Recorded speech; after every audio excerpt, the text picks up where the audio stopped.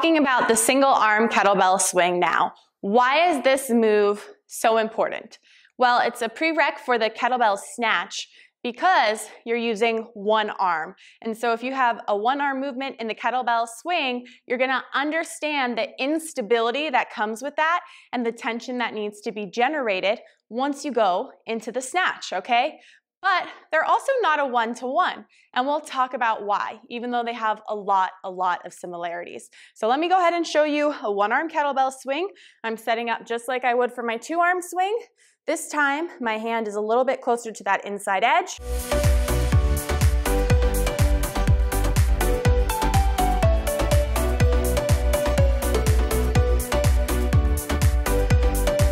Okay, now immediately my question is going to be, what is happening? I want you to be so comfortable with this that you could teach it or you could walk through it all on your own. So let's talk about each component, again, working ground up. So step one, the setup is going to be the same thing for the two-arm swing, except I'm holding closer to the corner of this bell. So just so you know, it's not on the corner because it's not angled sideways. It is close to the corner of that bell, not in the center, not over to the right, close to the inside of the bell, the inside line of my body, okay? It's how is most comfortable for me, and it's how I've always done it, and I think that you will find that it works for you too. If it's a little bit more comfortable to be in the middle, sure, but this is going to be important because it's the same thing that you're gonna use if you wanna go into a clean or a snatch. So get used to this, because if you're swinging like this, let's say you go for a swing and then you want to clean it, you're easily going to be able to do that transition that we talked about where it goes into the diagonal if your hook grip and your swing is coming from the corner. If it's coming from the middle, this is going to be a little bit more difficult because we're not in that comfortable position. So get used to swinging towards the inside corner so that the snatch and the clean becomes easier and you can start marrying movements together. Marrying movements together. Say that 3 times fast. Okay, so that's the first thing for the initial setup. The hike stays the same.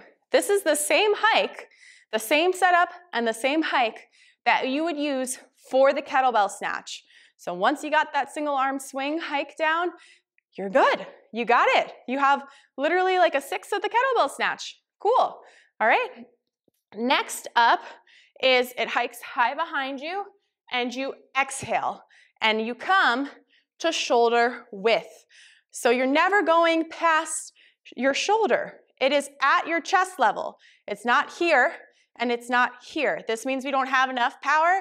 This means we're probably either one, the bell is too light, or we're arcing our back trying to get power, or we're using our arms. So it should almost always be around your chest height, okay? So that's the next thing. Then you're going to have to force yourself to not rotate. So because you have a force pulling, like let's just say you're hanging out here and then all of a sudden the force of a kettlebell swing, which is like the force of somebody pushing you down the stairs or something like that, comes and yanks you, you're immediately gonna want your shoulder to come forward, right? Like it's just natural, just natural. So you need to make sure that your shoulder stays packed in. You know how at the bottom we break the bell in half and we get that shoulder down? You can't lose it once you get to the top and let it drag you forward. So we're not looking for this angled shift. You want to square your shoulders and square your hips off as best as you can. On the way down, you will get a little bit of that forward lean. That's fine. It's just when you're at the top, if it starts to drag you, you're gonna lose everything, okay? So fine at the bottom a little bit, not too much, not so fine, not what we're looking for at the top. So packed shoulder. The next thing is what your other hand is doing. So I like to send my hand back, open palm, boom, squeeze it together. This helps my arm match my hip motion. That way they're working together to create even more power, okay? The other thing you could do here is go back, tap the bell, go back, tap the bell. A lot of times, if you're newer to the kettlebell swing, people do that one in order to actually make sure that their arm is straight and their shoulder is packed in. It's just nice for awareness, okay? So boom, almost like a broad jump, up, making a fist so that everything is powerful. And the final note on the single arm kettlebell swings, actually I got two more for you, is that it is a tall standing plank, yes? So that means that the reason why my fist is squeezed is because at the top, everything is squeezed. So I am relaxed, relaxed, relaxed, snapping my hips tight.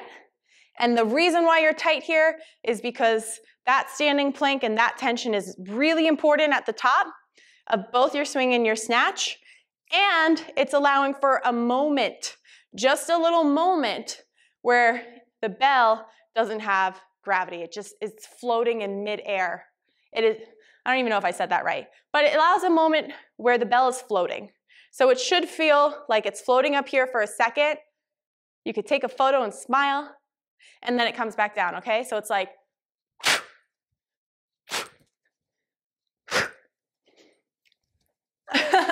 yeah, so you want that moment of lightness, and you will know that you have nailed your single arm kettlebell swing when you feel that moment of lightness and you feel in control, okay?